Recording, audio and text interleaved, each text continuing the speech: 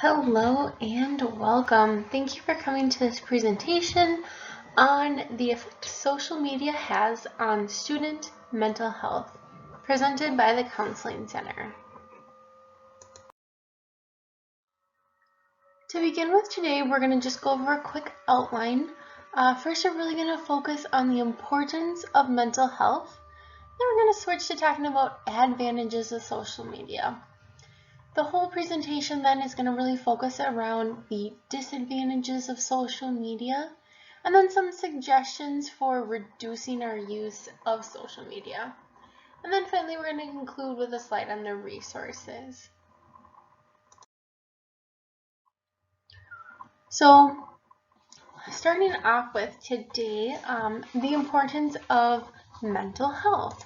So we know that mental health is an overall psychological well-being. So this encompasses all of us, including our minds, our physical health, our mental health, all of that. We know that the mind and body are connected in many ways. A lot of times what affects the mind also affects the body, and then in vice versa. If our body isn't feeling well, oftentimes our mind isn't feeling well either. Achieving mental wellness leads to a boost in mood, helps build resiliency, and adds to a person's overall enjoyment of life. And this is why mental health matters. This is why mental health is so important. If you are not healthy, you cannot succeed. And this is especially true for college students. When we're sick, we go to a medical doctor. And when we are struggling with mental health concerns, we can talk to a counselor. And so we want to be in good health, both mentally and physically. And there's things out there to help us with that. Taking care of your mental health can then come from professional supports and treatment, and by doing things on your own. There are many things that we can do on our own to help our mental health and help ourselves, one of them being listening to this presentation. Switching now to some facts. I first have some facts here about mental health. So nearly 70% of Americans enroll in college immediately following high school, meaning that many are young, typically 18, 19 years old, and this is the first time that they're leaving home. We know that 3/4 of lifetime cases of psychiatric disorders begin by age 24. 24 is such a young age, and this is typically when a lot of people are in college, and so we see a lot of this in the college setting. Mental health diagnoses have risen from 22% to 36% among college students in the last 10 years. And this is a huge jump just in 10 years. We see that there's so many more people coming into college with a mental health disorder or diagnosis already. And so this is a quite significant statistic that we look at. Now I'm going to talk about just a couple of facts about social media and its usage. In 2018, approximately 91% of Americans aged 18 to 29 had their own smartphones. And we can just about imagine now in 2020 that number is probably up to almost probably 100% of Americans owning their own smartphones. Traditional college-age Americans estimate looking at their phone more than 80 times a day. This is so significant. This is constantly looking at their phone, being on their phone, checking it for updates, things like this. This is a lot of time spent looking at a phone. So we're now going to switch to some advantages of social media. So a lot of what this presentation is focusing on is the disadvantages. So then why am I talking about the advantages? Well, with every good there is some bad, and with every bad there is some good. And so we want to highlight here some advantages of social media because there are some, and it's not fair to discount some of this advantages. We really kind of wanted to highlight them here. The first being it allows us to connect with others. So as freshmen or transfer students coming to school for the first time, this is a great way to meet new people when you're new to the area. And staying connected with family and friends is another great way that we can use social media. Communicating, whether this be with family, friends, classmates, anyone really. Social media, there's so many different platforms out there, and so odds are we can be really connected to all of those around us, whether they're 2 states away, 2 continents away, if there's an ocean between us. Like, we definitely can stay in connection with and communicating with people all over the place. Another great advantage of social media is the positive self-esteem that it brings us. This coming through positive compliments. Positive being the key word here. We want to focus in on those positive comments from people we know. You know, those likes and comments on Facebook and Instagram, if they're positive, they really do give us a boost in self-esteem. They make us feel good. You know, if you post a new profile picture and your aunt comments on it saying, you know, how great you're looking or something, this is a boost to your self-esteem. It makes you feel good. If you post something on there, you know, being proud of yourself and someone comments like, I'm so proud of you for doing that, that's a boost to our self-esteem. That is something positive that we're getting out of social media.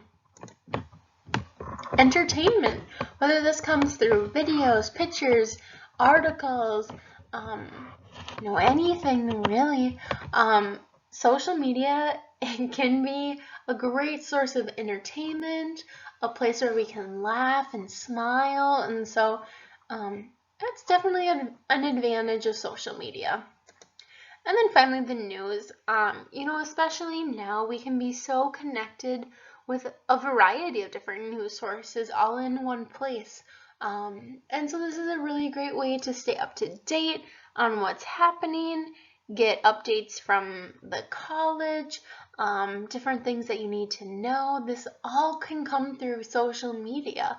And so, you know, that's definitely an advantage, a benefit to having social media. A couple more advantages here that we know are true and beneficial. Research.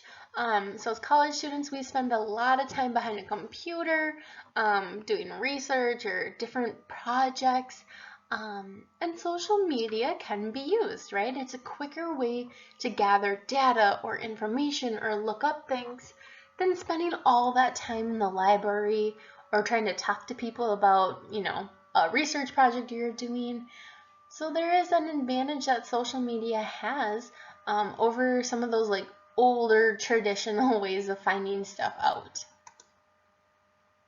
It's easy to share things, especially in college. Like if you're trying to promote a club, inform people about a meeting, share some information, even if you're looking for another roommate or talking about available housing, we can share these things pretty fast and to a wide population of people, all in a matter of a few clicks, right? And so this information can get shared to a lot of people pretty fast.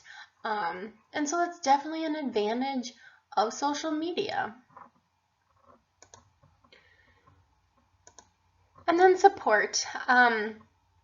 You know, once again, support can come from a lot of different people, family, friends, extended relatives. It can be from support groups, just those other connections. And this is very important, but as long as it is positive and healthy support, you know, we want to be in a positive, uplifting, and healthy relationship with other people and get that positive support from them too. And so this is another advantage or benefit of social media. All right, so like I said, we're really going to kind of talk about some of the disadvantages because there are a lot of them. And so I just want you to be aware, you know, we say that social media is so dangerous, but why? Well, we have persistent contact with it, and we're constantly getting notifications. We have multiple apps on our phone, different platforms for our social media. It's always with you. You always have a computer, tablet, phone, whatever it is with you, and so you're constantly logged on, connected with that. And nowadays we've grown up with it. It's become our new normal. And so it just makes sense to have Facebook from a young age or understand how to run Twitter, things like this. It's just become common for us to have it all the time. And that's one of the reasons why it's so dangerous. Kind of pulling apart some of the disadvantages then of social media. The first one I have here is emotions. A lot of times this is the first time we're leaving home. We're leaving behind those support systems. And so it's our first time dealing with emotions and social issues on our own. And this can be really hard, really confusing and overwhelming at times. Not knowing how to deal with some of those emotions or social issues as they come up. A disadvantage of social media is also that it causes us to suppress a lot of our emotions. It's not very common to post on Facebook what we're feeling in the moment, what emotions we're experiencing around certain things. And this can be quite dangerous if we're not careful. We suppress a lot of emotions on social media, and then that bubbles into our everyday life as well. And then negative emotions. Typically on our social media platforms, we only share the good. So we keep these negative ones, negative thoughts, feelings, emotions to ourselves. We know then that negative emotions, they fester and grow. And then this leads to a lot of stress and mental health concerns.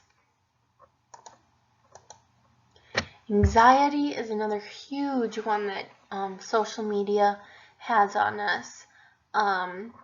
So we know that positive feedback on a picture or a post is good. It puts us at ease and we're happy from that.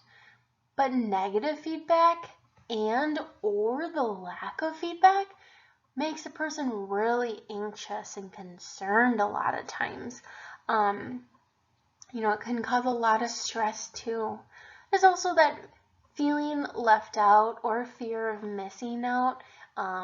We know that if other people post on social media that they're at a party or at an event without us, that can cause a lot of anxiety. It can cause a lot of fear that we're missing out, kind of questioning why didn't I get an invite or why wasn't I invited? And then this can also bubble into a lot of stress. And there's just a lot of stress too that comes with living on your own for the first time. There's a lot of new stressors that college brings on. And we don't know how to deal with this all the time. We don't have those support systems, like I said. And so stress leads to anxiety. And social media has a huge effect on this. And then also when we're stressed or anxious about what we see maybe from the news or what another person is posting about or even post a picture of, this stress or anxiety, it can bubble over into our everyday life, causing a lot of issues for us as well. And then depression. This is another huge disadvantage of social media. Again, that feeling left out, that fear of missing out. If we're looking at that same example of not getting invited to the party, some people might feel anxious or stressed about that. Others are going to feel really sad and kind of left out, more so depressed that they didn't get an invite, that their friends didn't think to include them. And so this is a disadvantage of social media. If we're seeing that and then internalizing it and just feeling super bummed out about it, that's a huge disadvantage that social media just provided for us. Depression often leads to self-harm and suicide. We've done studies and seen that death by suicide is the second leading cause of fatalities in youth age 15 to 25, so right in that college years too. A lot of the time we might see images or read messages on social media that make us feeling really sad and depressed, and if we don't know how to deal with these feelings, if you don't have anyone to talk to, the thoughts might cross our mind to do some self-harm or even suicide, and this is not the way out. There are people to talk to, there are things that can be done to help you with this, but it is a reality. It is something that happens. We also know too that students who spend more time on smartphones and devices are less satisfied with their lives than those who frequently engage in face-to-face communication and interactions. We know that face-to-face communication, interacting with other people, it brings us so many benefits, both to our physical health and our mental health.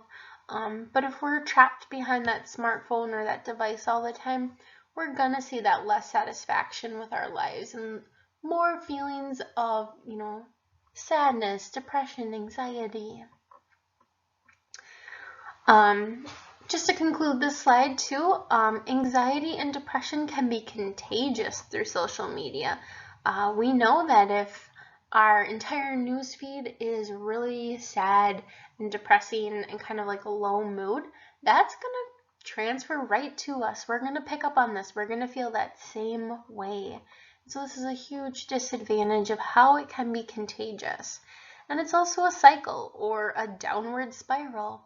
And once we get sucked into those feelings, sucked into those accounts maybe that are always more sad and depressive, it becomes a huge downward spiral, and we just cycle through that all the time. It can be really detrimental to our mental health. Sleep deprivation is another disadvantage. We know that we can spend hours scrolling on our phones at night, causing us to stay awake much longer than we expected. Sometimes we'll start scrolling right before bed and then realize that it's 2 o'clock in the morning, and you kind of wonder, like, how in the world did that happen? But it sucks us in, and we get so trapped behind our phones.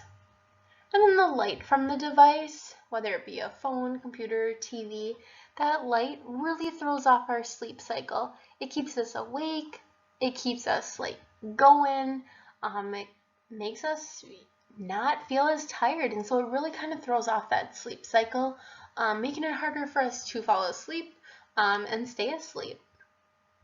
We also know that being on our phones late at night can cause several other disadvantages, like ruminating on thoughts. If you read an article and that provokes a lot of frustration or anger for you, it's really going to be hard to shut this off and go to bed in the next minute or so. And so this can be a huge disadvantage too of how social media affects our sleep. Self-image and perfectionism. This is a huge one from social media. So we know that most images are altered or filtered. When they get posted on Facebook, Instagram, wherever, even on Snapchat, these are altered or filtered to make them look better, better in quotes, right? And so comparing yourself to that social comparison can be so dangerous, especially since that's an altered or filtered image. That's not what they really look like. That's not really, how they might be in real life. And so these social comparisons can cause a lot of issues. There's also a lot of social drama that comes with it. And even a lowered sense of self-esteem. So when we are comparing ourselves, like you see in this picture, to other people, this is going to bring down our self-esteem. It's going to make us think less of ourselves, think more negative thoughts about ourselves, just cause a whole bunch of issues. There's also those unrealistic expectations we give ourselves then. Like in this picture, I wish I had her body.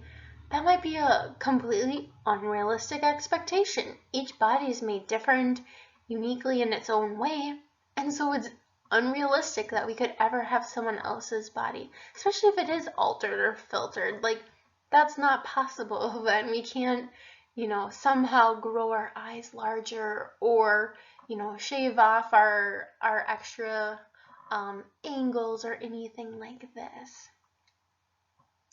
And then perfectionism, whether it's academically, socially, even in romantic relationships, we need to be cautious of what we're posting and what we're seeing. Once again, a lot of times people only post the good, the A's on a test, the fun times they're having at a party, or the romantic gestures that their partner does for them.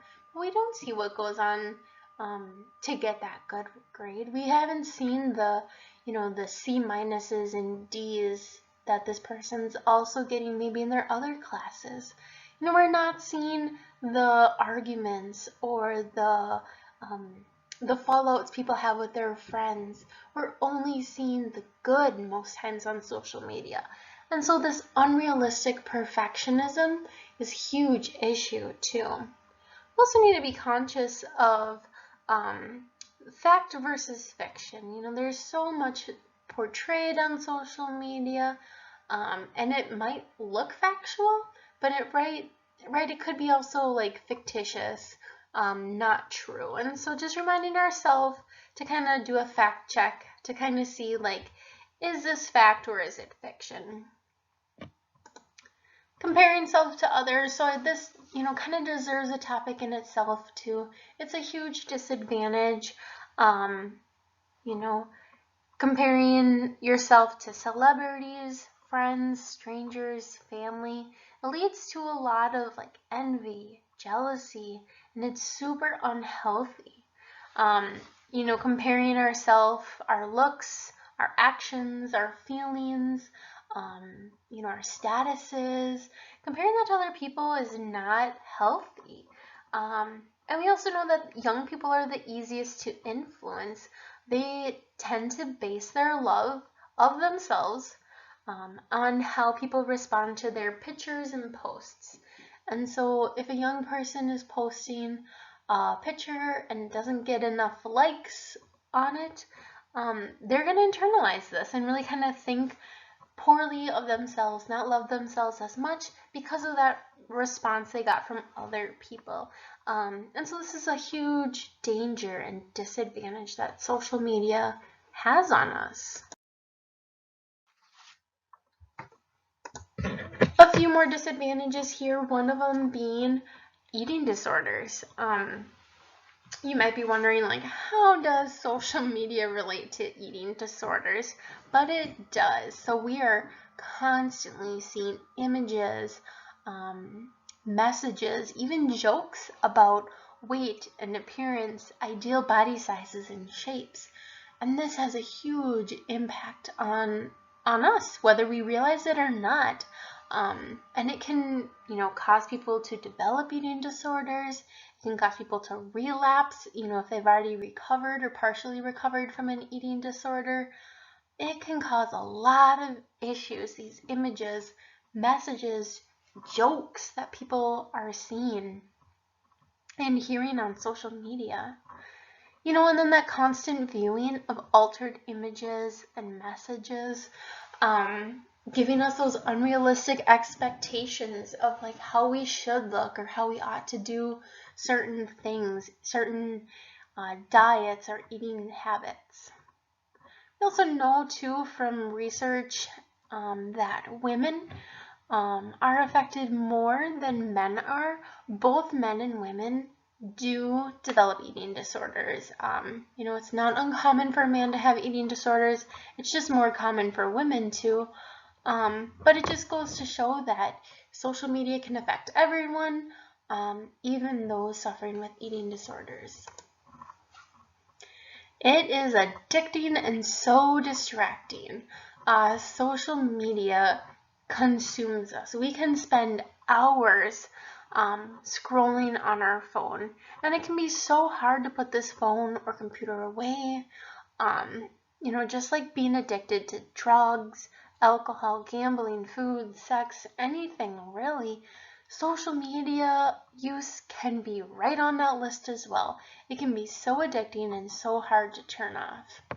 It's also super distracting, which can be a good thing. Like, we definitely can use social media to our advantage as a good distraction from time to time. But when it develops into more like hours and hours spent watching videos or scrolling, when it causes us to procrastinate things that we need to get done, this is when it becomes a danger. So once we flip into that procrastination stage or distracting us from maybe studying for a test, completing homework, going to class, pay attention in class, things like this can be huge disadvantage of social media, and it can be really hard to break out of it if we're not consciously aware of it either. With that distraction and procrastination, we know that it can affect our grades.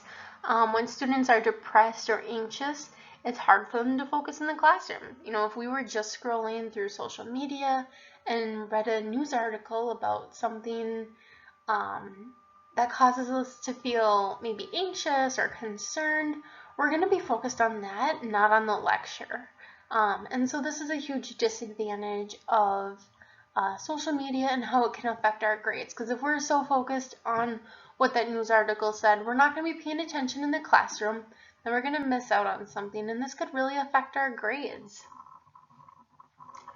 Multitasking, definitely not effective. If you're trying to type a paper and get caught up on Facebook or something, that's going to take you 10 times as long to finish that paper, and it's not going to be as high quality if you were to put your phone away.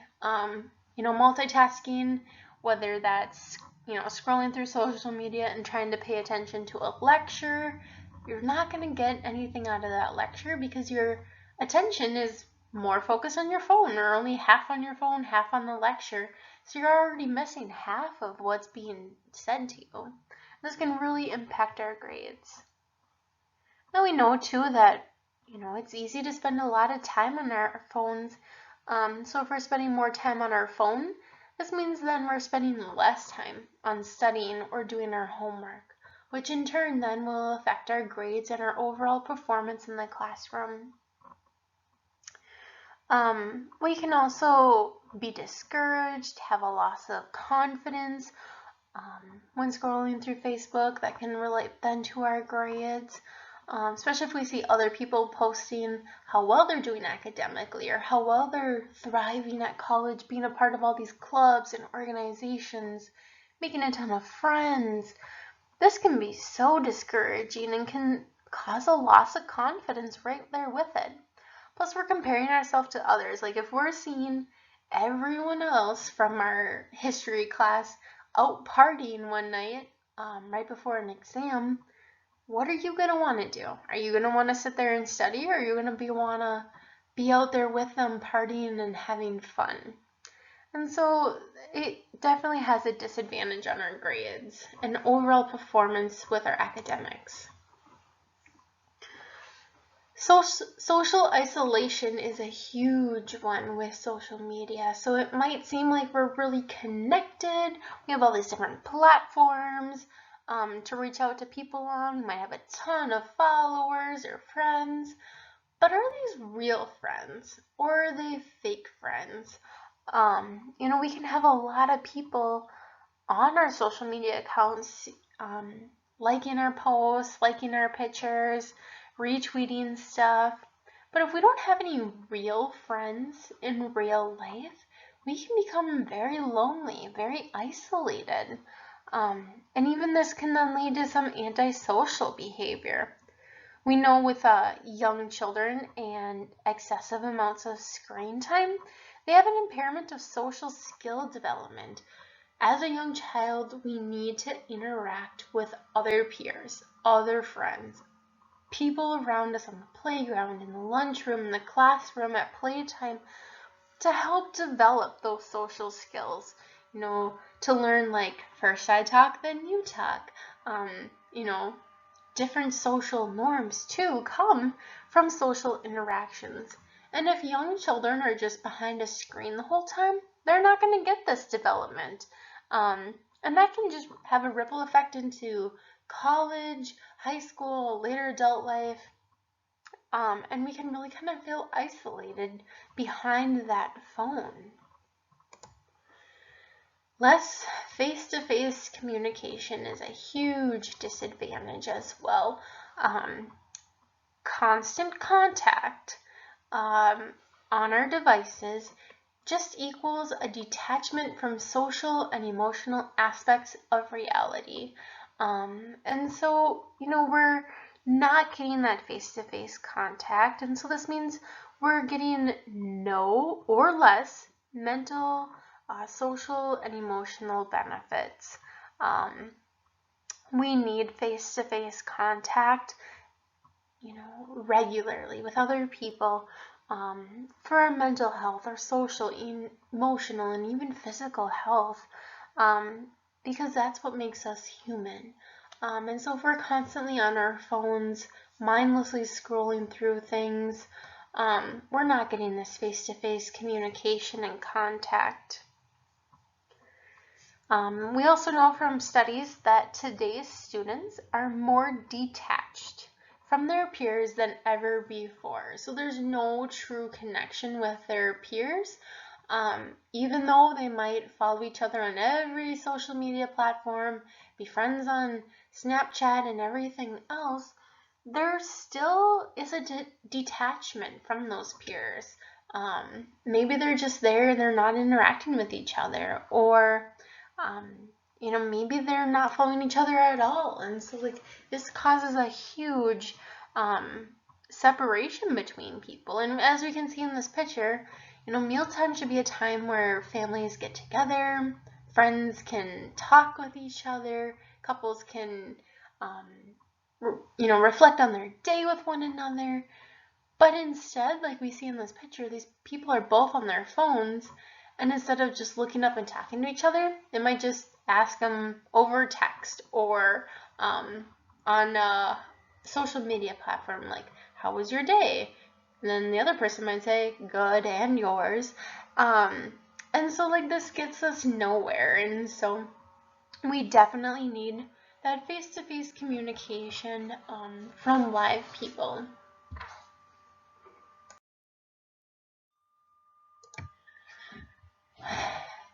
Disadvantages of social media can also cause an effect on our future jobs. So ask yourself this question. Are you watching what you're posting or even sharing on Facebook?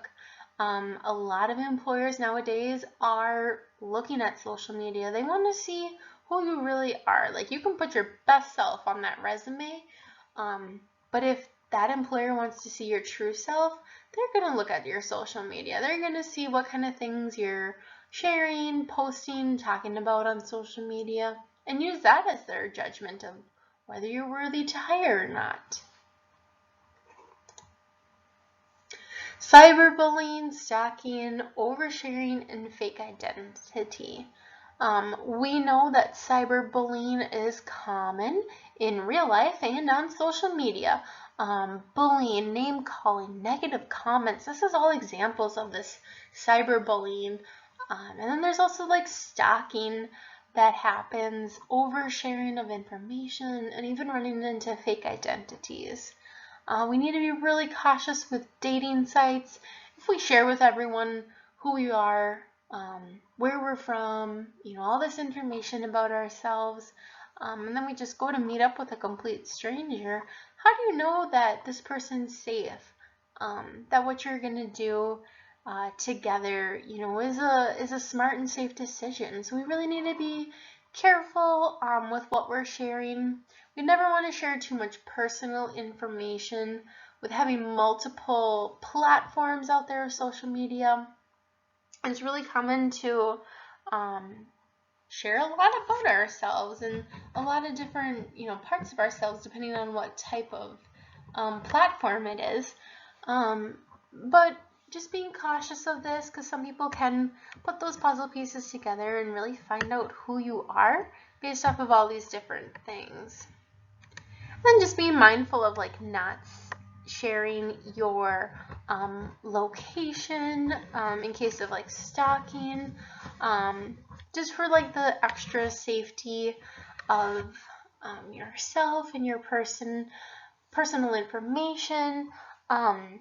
Being cautious of these security restrictions. They're in place for a reason on these apps, so let's make sure we're turning them on and using them to keep ourselves safe. So that was a lot of disadvantages and a lot of negative. So now I'm just going to kind of introduce some suggestions for safer, healthier, and more productive social media use. So the first one, take a social media break. Awareness of how much we're using social media, what apps we're using, how often we're using them, maybe even know what times we're using them. This awareness is the first step in kind of addressing this issue. So to take a social media break, maybe we are going to delete our app for a couple hours or a couple days. Maybe to do it right before finals week, so that way we don't have those distractions or fears or see all the extra stuff that's happening around us, in our environment and world. So we can really focus in on what's important. So detoxing, taking a break can be really an advantage then. Setting limits. So if you're not ready to delete your social media apps or put them on hold there for a little bit, set some limits. Like I said, with awareness, we need to be mindful of how much time we're spending on social media, how often we check it, when we check it, reasons why we're checking it so often, and then set some limits for yourself. Keep in mind, like, moderation definitely is key, so we can have a little bit of each app, but just do it in moderation, and then be mindful of it too. Set timers so you don't end up watching 50 YouTube videos after one another, or continuously scrolling through Instagram. Set some limits for yourself. And then even having like a social media curfew. We talk about having no electronics an hour before bed just to help with our sleep cycle, eliminating that blue light. But this also can mean kind of turning off that constant push from some of those posts. So like I said, like if we're reading something or watching something on the TV that causes a lot of anxiety or sad feelings, or just even like causes you to think a lot more, it might be a good idea to take a social media curfew break. Like, turn off your social media an hour before bed so that your mind can start to calm down, relax, and focus on something else other than maybe this that's causing you some fear or anxiety.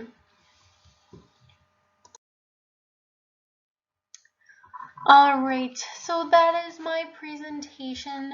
I do appreciate you listening. I hope you got something out of it. Don't hesitate to contact the Counseling Center. We're here for you, whether you call us, email us, or stop in our office. We're here to help you if you have more questions about anything that was discussed in this presentation, or would just like someone to talk to. We're always here for you, and we're happy to help you. So to reach out, and have a great rest of your day.